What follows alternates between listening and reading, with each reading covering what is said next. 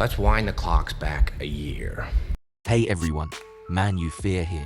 With WrestleMania 40 taking place this weekend, I thought it would be a good time to look back at last year's event, to a match that was full of potential, but in the end was pretty basic and forgettable. Brock Lesnar vs. Omos.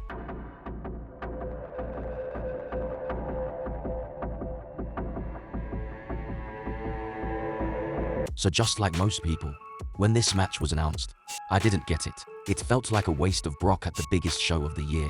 Omos had not been built up for a match like this, and ultimately it just felt like Vince McMahon was once again worrying about mainstream media coverage, rather than putting on the best wrestling show possible. The only purpose this match seemed to serve was to grab those headlines by pitting Brock Lesnar and WWE's new giant against each other, even if the final product wasn't going to be that good. However, over time, especially after we got the first face-to-face between the two men, my opinion on this match changed. It was a brief interaction, but one that saw Brock Lesnar walk away from a fight. He was showing a little trepidation, something we've only seen from the Beast once before, and that got me interested. There were a couple of things that this match had going for it already. It was a classic WrestleMania setup of two larger-than-life wrestlers. Another positive was that there was no obvious outcome. Yes, if you were a betting man, the safe bet would have been that Brock was going to come away with the victory. But an argument could easily have been made that beating Lesnar at WrestleMania was how WWE was going to start building Omos for bigger and better things.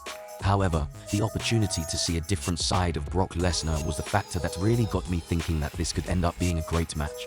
For over a decade, Brock had been an unstoppable force, the guy nobody wanted to see walking down that aisle. But here was that same man retreating, showing an unsureness that we never got to see before. So what happened?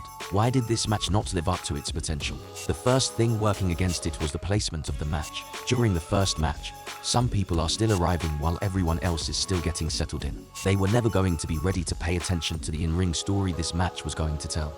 The first match of the night, the Curtain Jerker, used to have a stigma associated with it as being one of the less important matches on the show. And while that stigma is pretty much gone today, it felt as if WWE had not got the message, treating this match as if it was just there to help fill out the card, which could have been why this match was not given enough time. Brock vs. Omos is roughly 5 minutes long. In comparison, Hulk vs. Andre at WrestleMania 3, the match I would have drawn inspiration from for this match, was about 12 minutes, more than double the time, and that's what this match needed. More time. It needed time to explore how Lesnar was going to overcome this challenge, something we've never really seen him have to do before. We got a glimpse of it at the beginning of the match with Lesnar going for a takedown, trying to use his wrestling and MMA background, and then trying just brute force after that failed.